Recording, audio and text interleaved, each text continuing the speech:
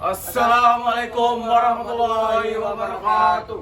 Perkenalkan, nama saya Randi Adan Pratama. Perkenalkan, nama saya Raka Syah. Kami berdua di sini ingin menjelaskan tentang 7 unsur kebudayaan suku Dayak. Sebelum memulai penjelasan tentang 7 unsur kebudayaan, saya akan menjelaskan tentang asal mula dan sejarah suku Dayak. Suku Dayak adalah suku asli Kalimantan yang suka hidup berkelompok. Mereka tinggal di pedalaman hutan dan sebagainya. Kata Dayak itu sendiri sebenarnya diberikan oleh orang-orang Melayu yang datang ke Kalimantan. Orang-orang Dayak sendiri sebenarnya keberatan dipanggil dengan sebutan Dayak karena memberikan arti yang negatif. Padahal suku Dayak memiliki semboyan, yaitu Menteng Weh Mamut, yang berarti seseorang yang memiliki kekuatan gagah berani serta tidak kenal menyerah atau pantang mundur. Nah, selanjutnya saya akan menjelaskan tentang sistem bahasa. Sistem bahasa ada 2, yaitu bahasa pengantar dan bahasa sehari-hari. Bahasa pengantar adalah bahasa yang digunakan oleh orang-orang Dayak saat dalam keadaan formal, yaitu menggunakan bahasa Indonesia. Dan yang kedua ada bahasa sehari-hari. Bahasa sehari-hari digunakan oleh orang-orang sekitar atau setempat untuk berkomunikasi dalam kehidupan. Nah, selanjutnya ada sistem religi. Sistem religi ini menganut sistem religi. Golongan Islam merupakan golongan terbesar, sedangkan agama asli dari orang Kalimantan adalah agama Keharingan. Sebutan Keharingan diambil dari Danung Keharingan yang berarti air kehidupan. Umat Keharingan percaya bahwa lingkungan sekitarnya penuh dengan makhluk halus dan roh-roh atau disebut ngajuganan yang menempati tiang rumah, batu-batu besar, pohon-pohon besar, hutan belukar, air, dan sebagainya. Selanjutnya ada sistem kekerabatan. Sistem kekerabatan orang Kalimantan Tengah didasarkan pada prinsip keturunan. Selanjutnya ada sistem religi. Golongan Islam merupakan golongan terbesar, sedangkan agama asli dari penduduk pribumi adalah agama Keharingan. Sebutan Keharingan diambil dari Danung Keharingan yang berarti air kehidupan. Umat Keharingan percaya bahwa lingkungan sekitarnya penuh dengan roh-roh halus yang disebut ngajuganan yang menempati tiang-tiang rumah, batu-batu besar, pohon-pohon besar, hutan belukar, air, dan sebagainya. Dan ada sistem kekerabatan. Sistem kekerabatan orang Dayak adalah didasarkan prinsip keturunan ambilenial yang menentukan hubungan kekerabatan melalui laki-laki maupun perempuan. Pada masa dahulu, kelompok kekerabatan yang terpenting adalah keluarga ambilenial kecil yang timbul kalau ada keluarga luas yang ultralokal, yaitu sebagai dari anak laki-laki maupun perempuan sesudah kawin membawa keluarganya masing-masing untuk tinggal dalam rumah orang tua mereka, sehingga menjadi suatu keluarga luas. Selanjutnya ada sistem mata pencaharian.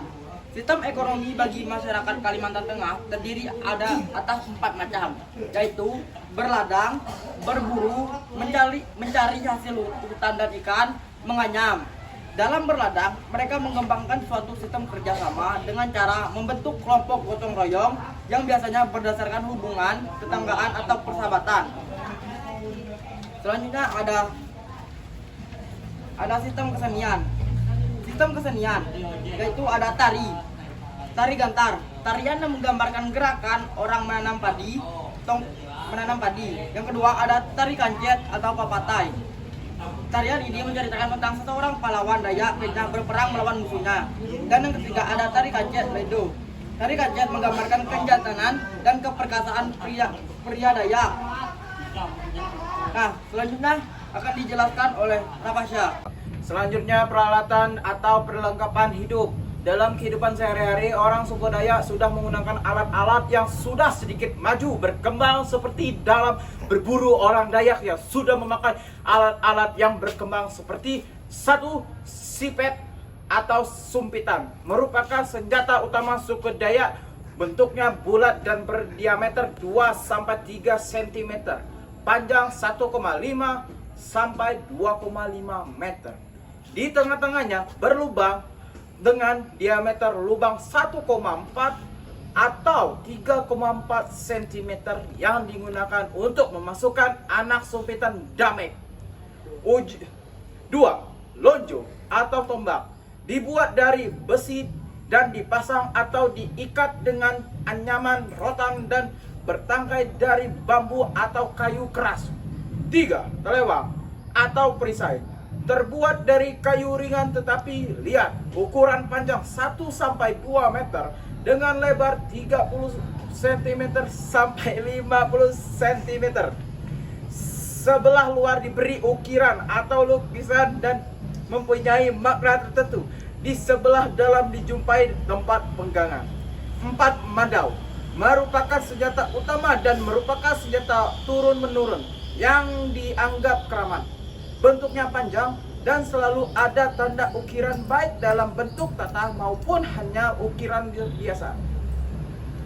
Oke, selanjutnya 5. Dohong. Dohong senjata ini semacam keris tetapi lebih besar dan tajam sebelah menyebelah.